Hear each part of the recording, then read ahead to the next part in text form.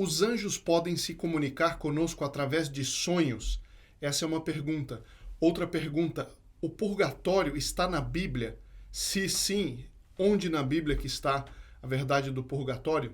Essas e outras perguntas que nós veremos hoje num suplemento de perguntas e respostas. Muito bom dia, meu nome é Daniel Martins, esse é o canal dos Santos Anjos.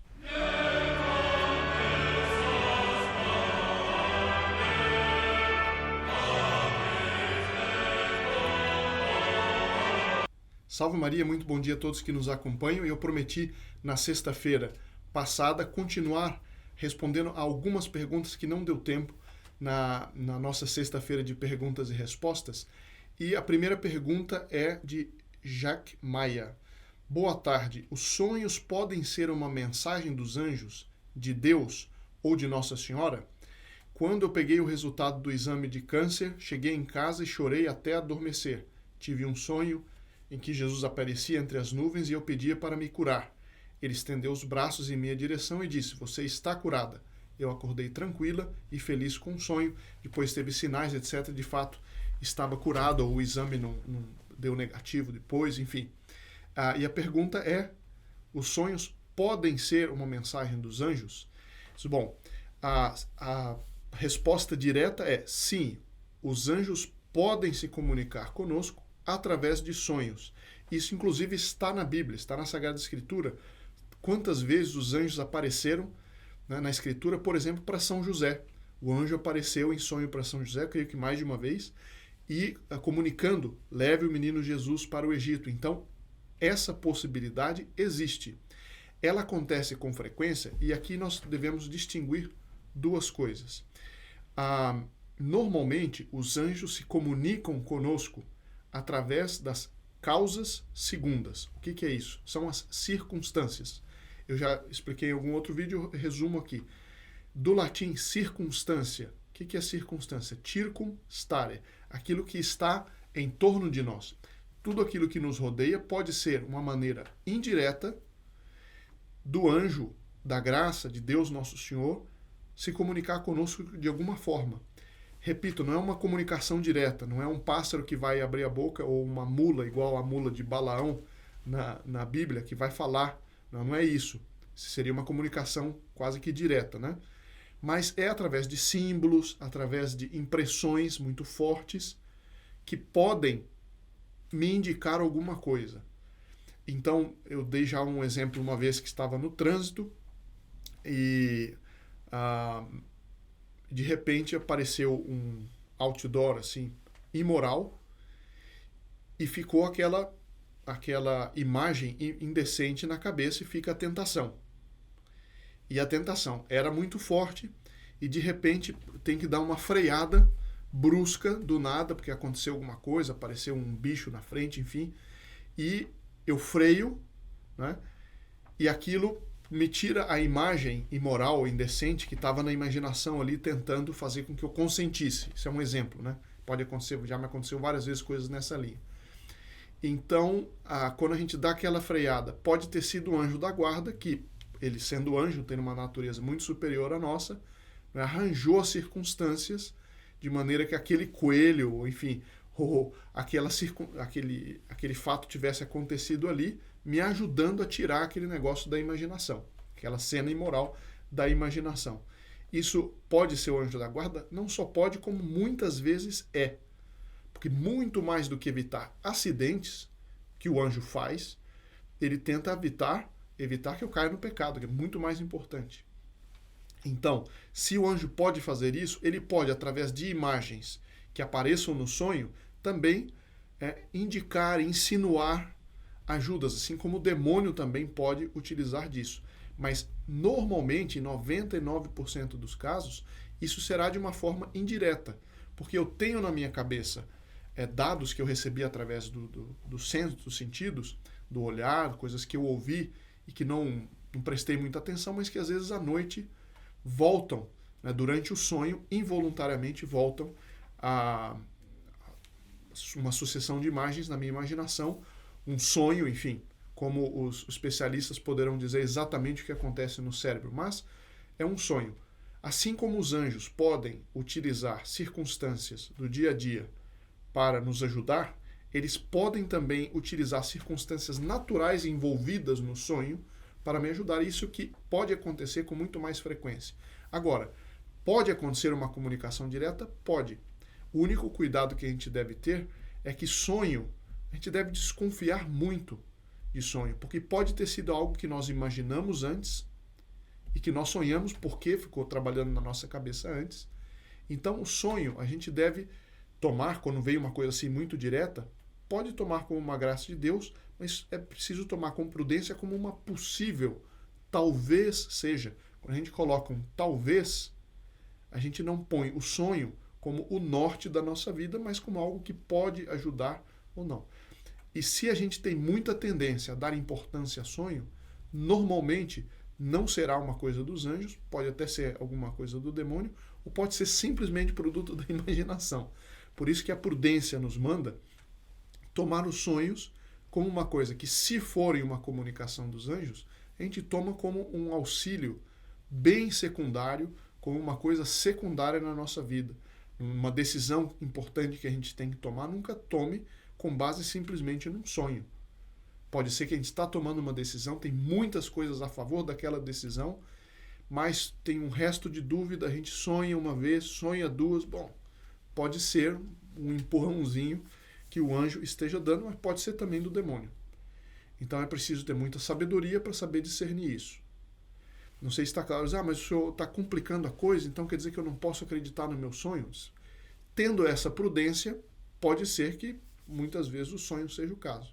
Agora, o erro é usar os sonhos como uma estrela, como uma bússola, como um norte. Eles podem ser auxiliares, secundários, e normalmente serão comunicações indiretas dos anjos e não como comunicação direta. Bom, outra pergunta. Dona Cristiane Cavalcante, várias pessoas perguntam o seguinte: esse negócio das benzedeiras eu também gostaria de saber. A minha bisavó me benzia muito, minha mãe tem esse hábito de levar minha filha a uma benzedeira. Não gosto muito, pois na minha infância, quando ia a benzedeiras, não tive boas experiências. Eu não vou dar uma resposta muito longa, eu vou resumir, e existe uma explicação bastante boa dada pelo padre Duarte Lara. Basta procurar no YouTube, tem vídeos dele explicando isso. Ele é exorcista, então ele é muito qualificado para responder sobre isso, porque ele não só tem a teoria, mas ele tem a prática de que muitas vezes as benzedeiras, na maior parte das vezes hoje em dia, está misturado. Pode estar misturado algum talento natural, pode ter até misturado um certo carisma de cura, e muitas vezes está misturado práticas esotéricas. Então, quando essas coisas estão misturadas, quando a gente tem um copo de água limpa com uma gota de veneno, continua sendo veneno. A água só vai ser limpa se ela estiver completamente limpa. Se tiver uma gota, duas de veneno, é um copo de veneno, não é mais um copo de água. Então, é preciso tomar todo cuidado, e todo cuidado é pouco, sobretudo porque a grande maioria dos casos, de casos de benzedeiras, assim chamadas benzedeiras, existe um fator esotérico. Existe um fator esotérico. E, portanto, a pessoa tem o perigo de abrir o coração para a ação do oculto, para a ação do demônio. E por isso é preciso tomar muito cuidado. Agora, a senhora fala da bisavó. Dentro da família é normal, é de direito natural até que os pais, os avós e os bisavós possam benzer aqueles que são filhos dos seus filhos ou dos seus netos. Então, se uma bisavó benze o neto, faz uma bênção sobre o neto, é uma coisa. Agora, se nisso entra também prática esotérica, evidentemente que é preciso evitar. Agora, pelo que dizem os exorcistas, inclusive o padre Duarte Lara, ele diz que a fronteira entre o talento natural e as práticas esotéricas, ou de um carisma e de um possível sentido esotérico daquela prática das benzedeiras, ainda que elas se digam católicas, a fronteira entre o natural e o préternatural e o oculto, normalmente é muito difícil de discernir. Pode haver pessoas que são chamadas de benzedeiras no interior antigamente, eu ouvi muitos relatos assim, e que elas tinham um certo conhecimento de ervas, de coisas naturais, e que como não tinha médico na fazenda, ou tinha pouca possibilidade de ir a um hospital ou uma clínica, as pessoas procuravam certas senhoras que tinham uma prática dessas plantas, de remédios naturais. Então isso é uma coisa de si legítima. Agora, muito frequentemente, esse talento que pode ter algo de natural se mistura com práticas esotéricas. Eu estou repetindo porque isso é importante. Normalmente falando, isso está misturado. E como normalmente falando está misturado, nós temos que ter uma vigilância muito grande a esse respeito. Agora, existe o carisma sobrenatural da cura? Sim, é um dos carismas enumerados por São Paulo em uma das suas epístolas. Então eu tenho aqui uma explicação da Enciclopédia Católica de 1940, creio, muito boa enciclopédia, diz o seguinte: a cura é destacada por São Paulo entre outros milagres, porque foi provavelmente o mais frequente e o mais impressionante no início do cristianismo. Ele menciona grande número de enfermidades que foram curadas e a variedade de meios usados na cura, por exemplo, pronunciando o nome de Jesus, pela imposição das mãos, pela unção com óleo, pelo sinal da cruz. Então pode ter gente que tem um carisma na cura? Pode acontecer. Mas, repito pela quarta vez, como normalmente essas coisas são muito misturadas e por causa da internet e de tanta informação, muita gente acaba inventando um carisma que não tem, e quando percebe que o demônio pode ajudar, eles fingem um carisma sobrenatural, mas na verdade está ali incrustado o demônio. Bruna Barbosa pergunta o seguinte: no livro de Macabeus, qual é o capítulo que fala do purgatório?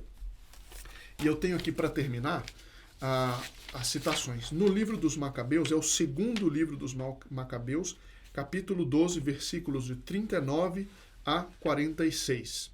Eu vou ler esse trecho e depois tem outros dois trechos que são muito citados para falar do purgatório, que é a primeira epístola aos Coríntios, de 11 a 15.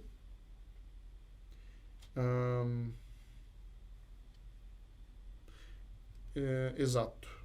E depois o Evangelho de São Mateus, capítulo 12, versículo 32. Mas no livro dos Macabeus diz o seguinte: no dia seguinte a uma batalha, Judas e Macabeus e seus companheiros foram tirar os corpos dos mortos, como era necessário, para depô-los na sepultura ao lado de seus pais.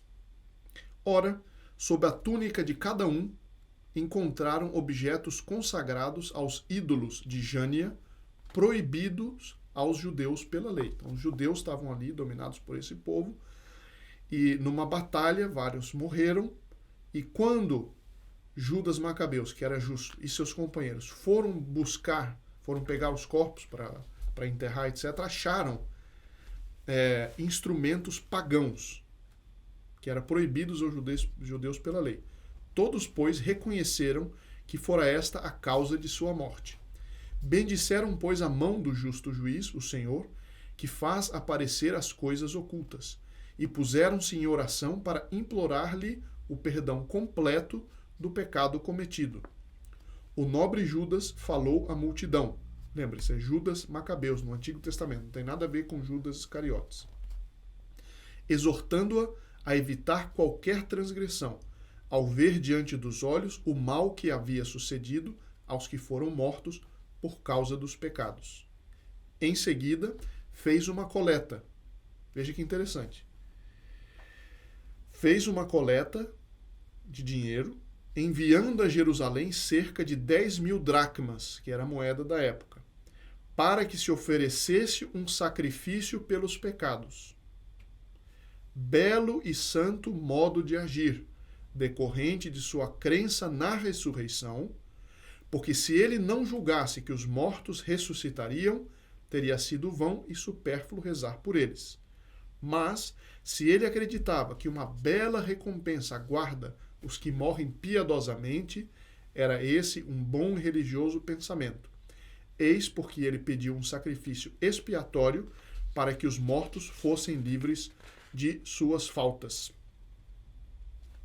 Então a gente vê que os vivos estavam oferecendo dinheiro para pagar um sacrifício no templo para expiar o pecado dos mortos. Agora, se as pessoas estão no inferno, não tem como expiar os pecados dos mortos para eles depois irem para o céu. Então só pode estar falando dos purgatórios, para que os mortos fossem livres de suas faltas. Então aqui não está o nome purgatório, porque o nome purgatório ele é um nome descritivo. Né? Purgatório é o lugar onde se purga, onde se purifica esses pecados. É por mas o nome purgatório não está na Bíblia. Não está na Bíblia o nome, porque é um nome descritivo.